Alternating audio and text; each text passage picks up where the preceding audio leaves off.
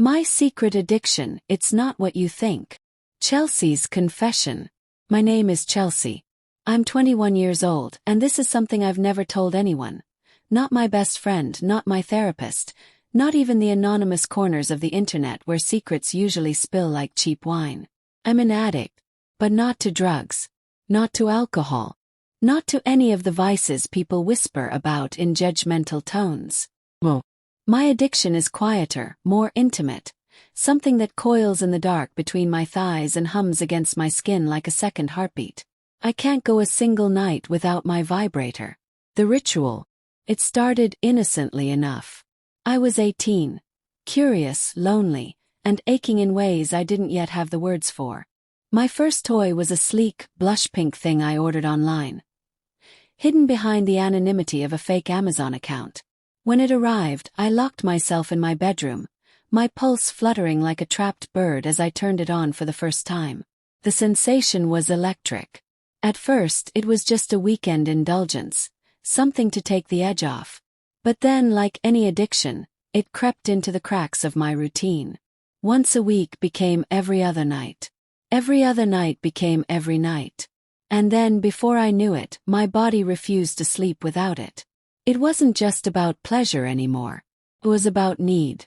I built an entire ritual around it.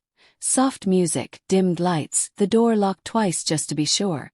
My fingers knew every sensitive curve of my body, every spot that made my back arch off the mattress.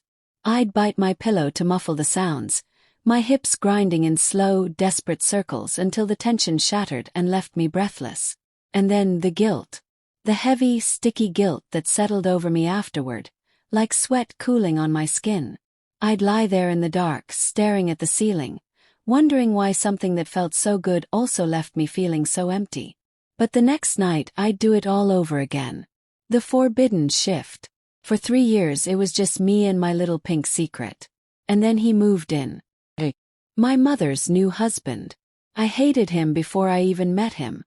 The idea of some strange man invading our home, sitting at our table, sleeping in her bed, it made my skin crawl. Until I saw him. Jake wasn't just some middle-aged divorcee. He was dangerous in the way that made your pulse skip. Tall, broad-shouldered, with a voice like gravel and a jawline sharp enough to cut glass. Salt and pepper hair. Tattoos snaking down his arms. The kind of man who looked like he'd walked straight out of one of those forbidden romance novels I'd shamefully read in secret. And suddenly, my nightly ritual wasn't just about me anymore. It was about him. I started imagining his hands on me, rough and demanding, pinning my wrists above my head while his mouth traced the sensitive curve of my neck. I pictured his voice, low and commanding, whispering filth into my ear as I touched myself. One night, lost in the fantasy, I did the unthinkable. I moaned his name. And then, I opened my eyes. He was there, standing in my doorway, watching me. The point of no return. The air turned thick, charged with something I couldn't name. I should have stopped. I should have covered myself, screamed something. But I didn't. Our eyes locked, and the hunger in his gaze. God, it was like being burned alive. He didn't speak. Didn't apologize. Just stood there. His knuckles white where they gripped the doorframe, like he was holding himself back by sheer force of will. And I kept going. My fingers moved faster, my hips lifting off the bed, my breath coming in ragged gasps as I let him see me. Let him watch. Tell me to leave, Chelsea, he finally growled. Tell me to leave and I will. But I didn't. Instead, I whispered 2 words that shattered everything. Say, please. The addiction deepens. What happened next was a blur of heat and hands and him. His body over mine. His mouth claiming me in ways that made my vibrator feel like a child's toy.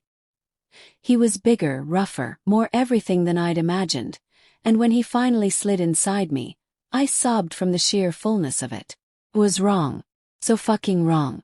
But it was also the most alive I'd ever felt. After that night, my addiction shifted. I didn't crave my vibrator anymore. Craved him. His hands. His mouth. The way he'd pin me against the wall when my mother wasn't home. His teeth scraping my throat as he murmured, "You're mine now, baby girl." We became reckless. Quick, frantic encounters in the laundry room. Late-night whispers in the kitchen. The time I rode him on the couch, only to hear the garage door open. My mother coming home. And we barely had time to pull our clothes back on before she walked in. The risk only made it hotter. The unspoken truth. I know this can't last.